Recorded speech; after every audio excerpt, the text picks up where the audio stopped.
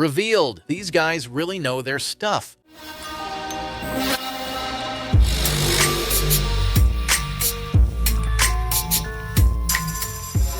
I'm back with some of the hottest Hollywood news, so let's dive right in. Before we dive in, don't forget to subscribe and turn on notifications.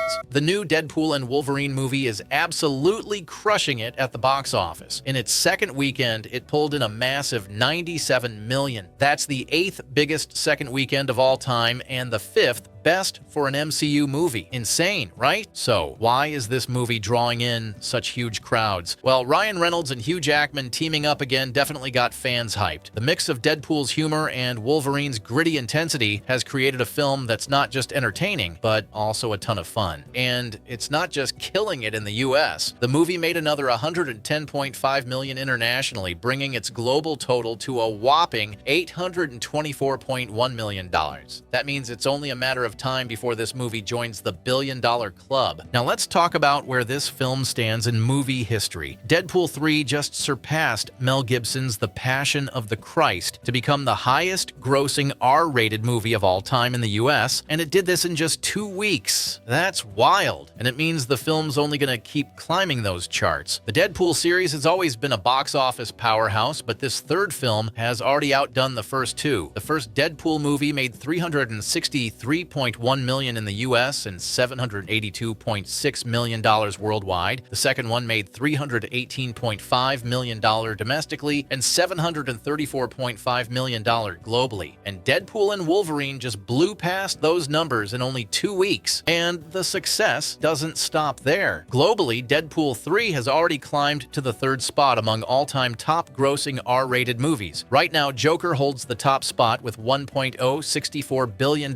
followed by Oppenheimer with $975.2 million. But with Deadpool and Wolverine expected to hit $1.2 billion, that ranking could change pretty soon. This has been a huge summer for Disney too. Inside Out 2 became the highest-grossing animated film of all time with $1.56 billion, and combined with Deadpool 3, Disney is the first studio this year to cross the $3 billion mark in worldwide ticket sales. But Deadpool and Wolverine isn't the only film making waves. Twisters is still holding strong, dropping only 37% in its third weekend to make another $22.7 million, bringing its domestic total to $195.6 million. If you're into disaster movies, this one's still worth checking out. Then there's M. Night Shyamalan's new film, Trap. It opened with $15.6 million, which is about what was expected, but it's not getting great reviews with a C+ cinema score, so we'll see how it holds up in the coming weeks. On the animation side, Despicable Me 4 just crossed the $300 million mark in the US with a global total of $752.2 million. Inside Out 2 followed with another $6.7 million this weekend, bringing its worldwide haul to $1.55 billion.